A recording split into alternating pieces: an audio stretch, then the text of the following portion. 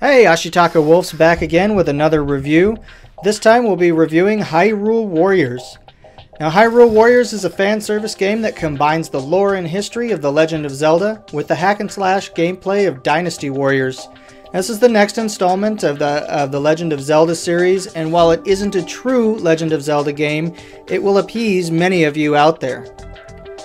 So I like the fact that the game has a locked-in frame rate, and for a game of this type, it's really kind of important to see that the game is locked at 30 frames per second or 60 frames per second.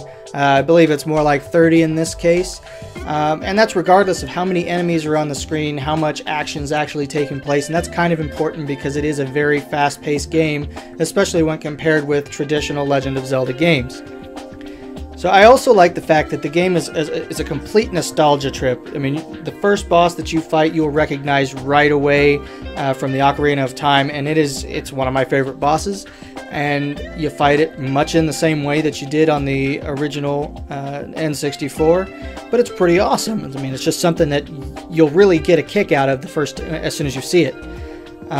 There's also some modes in there that'll give you a nostalgia trip, like I believe it's called the adventure mode, and what that does, it takes you to an NES map, and they actually have the entire map from the original game on the Nintendo Entertainment System, and they created scenarios based on that so that you can get power-ups and extra hearts and all kinds of things that you can use in the main game, which is really cool.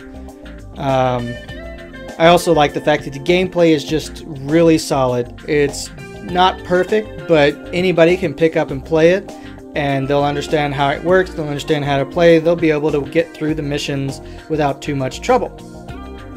And the game also has a stellar co-op mode that actually uses the second screen on the Wii U gamepad, so player 1 will actually be playing on the gamepad while player 2 plays on the television, which makes it a lot easier because everybody has a whole screen to see, and that's really great. Now, there are a couple of things that I didn't really care for about the game. The biggest one, which will probably be a lot of people's main complaint, is that the graphics are very dated. That's with perhaps the exception of the character models. They're all very high poly count from what I can tell, but when they're placed in the world on this very bland background where there's not a whole lot of foliage, not a whole lot of anything really going on, it just looks like a very dated game, something that might have come out, in the Xbox 360 era. And that's not necessarily a bad thing, but it does kind of detract from the game. So that's one of my main gripes with the game.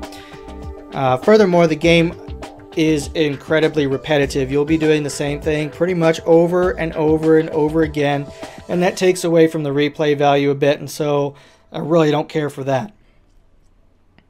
Overall, I'm going to go ahead and give Hyrule Warriors a 7.5, and that's because the nostalgia trip is really awesome, but the repetitive gameplay, it really can't be overlooked, even with the amazing nostalgia trip that you're going to be put on.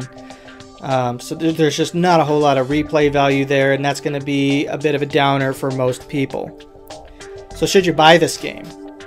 I would suggest buying this game only if you're a hardcore Zelda fan, or even if you're a Dynasty Warriors fan, because the Zelda history and all of the old bosses, the nostalgia trip that you're going to have is going to be really awesome if you're a Zelda fan. And the Dynasty Warriors gameplay, where it's hack and slash, lots of waves and waves and waves of enemies coming at you, you're going to love that if you're a Dynasty Warriors fan. If you're not a fan of either of those series, you might still find some enjoyment in Hyrule Warriors, but just be warned, the replay value is just not there because of the repetitive gameplay. I really feel like if you're not a fan of either of those series, you're not going to miss much if you skip this game, but I definitely recommend giving it a try. So with that, thank you for supporting my channel. Don't forget to like and subscribe. And next week we'll be featuring a review of Forza Horizon 2 for the Xbox One. If you're looking forward to that game, be sure to tune in next week. And with that, I'll see you guys next time.